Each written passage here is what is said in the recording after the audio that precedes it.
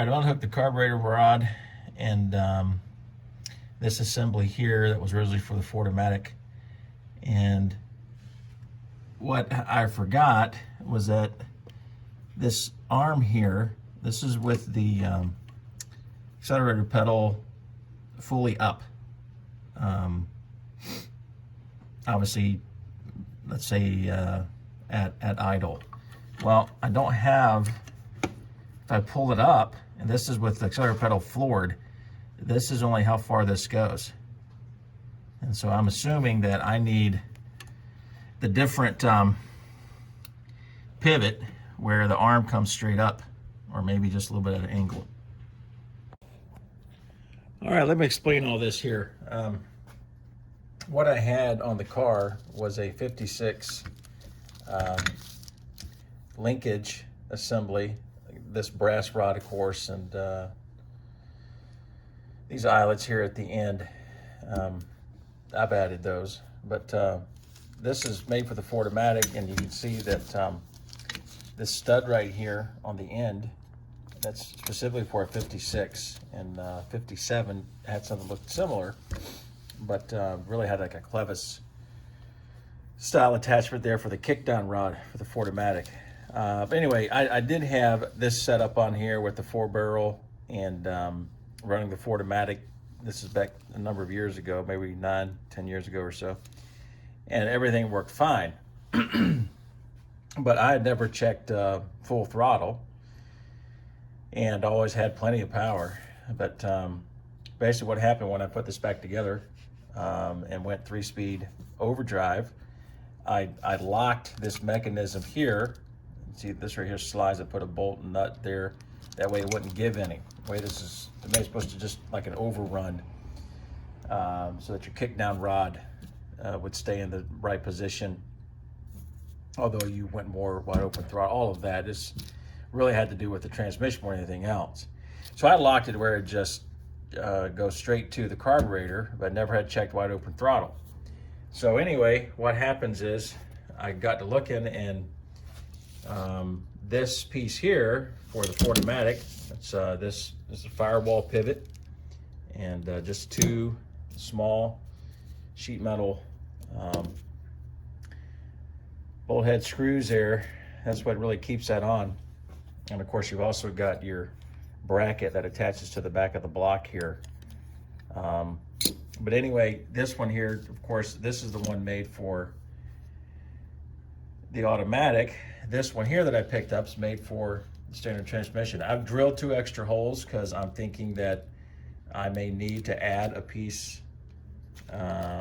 maybe higher, just to get more swing.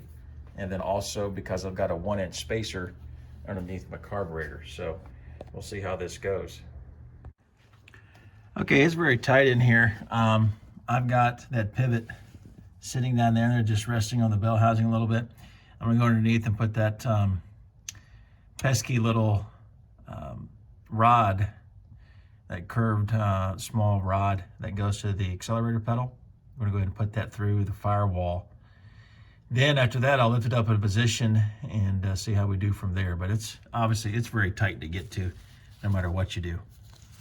All right, it didn't take much. I just got up underneath and pushed it through, just so you see it here. A little bit easier to get up underneath the car to push that piece through that hole there. I've already got a seal on the firewall, so no problem there. But anyway, we'll come back to the firewall and attach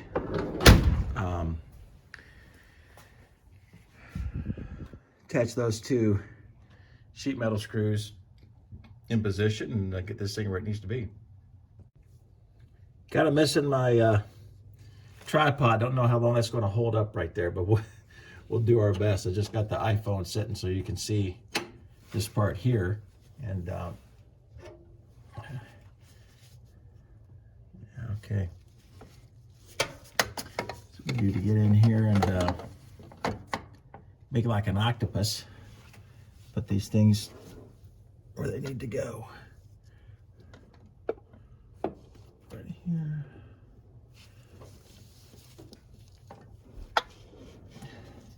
I already tell I'm going to have to reroute my my line that feeds my, well, I should probably go out the other side. The oil, well, a temp gauge, I'm sorry. My temp gauge there. That's going to be probably a problem. And I'm going to need a little something to hold on to that to get it in the right spot.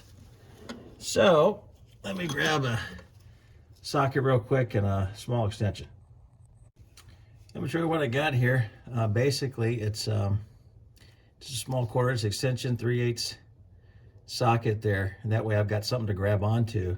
It's hard to get your fingers, at least mine, in there where you can grab the head of that screw and put it into the hole. So let's see how this works here. If I can get in there.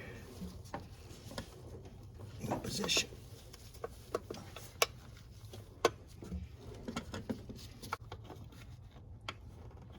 I think we have it. Hard to say. Once you get in position, you don't want to let go of it, you know. Especially as tight as this is. But I think we're in there. Yes, we are. All right, good. All right, so I got one in there. So what we'll do, we'll put the other one in there. It's just sitting where it's supposed to be now, but I think a little bit lower than what I thought it'd be. I can kind of tell I might need something there a little taller. We'll have to figure out this thing with the linkage and see what we can do with it. But we'll get out the bolt there, see how she sits. Okay, just to kind of show you here what I'm doing and a plan of attack, I actually figured out that I can get underneath this booster and get my right hand under there to where the linkage bolts up to the firewall. So that's how I got that last one in there. Of course, originally Ford had the booster mounted on this inner fender, so you wouldn't have had that problem if you got original parts on your car. But I got some of these upgrades, so anyway, it'll be easy to get my little 1/4-inch ratchet in there and tighten those two up now that I've got both of them started. Okay, we got it all tightened up here to the firewall and also to the block, so we're ready to go for that. However, as you can tell, I've got a brake booster vacuum hose that's in the way. So that's going to have to be modified, routed over the top here and down, which obviously is not that difficult to do. I need to get a longer hose to get more travel. So I'm going to go ahead and put the accelerator pedal, link that back up with that rod down there, and we'll continue on. Okay, I looked around in my little parts bins and found a rod that just about the right side. I had to make a little bit of length modifications, but all I need to do is put a nut on the end of the linkage down there at the top of the lever, and then over here a little E-clip to hold it in there, and return springs, which I will hook up to this point here, no doubt, and use the hole that are already drilled in there, probably be wise. We're ready to go. So I got full travel. We already tested that, I mean, all the way back. So we got to get back that together. Once we get that done, then we'll get to our brake hose that we need to make sure that we lengthen to get over there and out of the way of the linkage.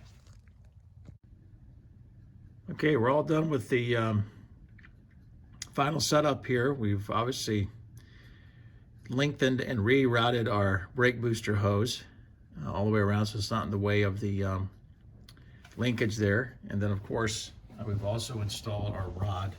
There's an E-clip that is right there.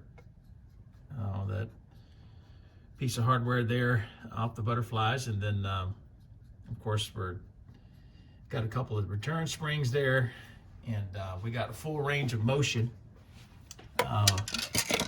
all the way back, and we'll go all the way down just like so with the gas pedal. So pretty happy about that.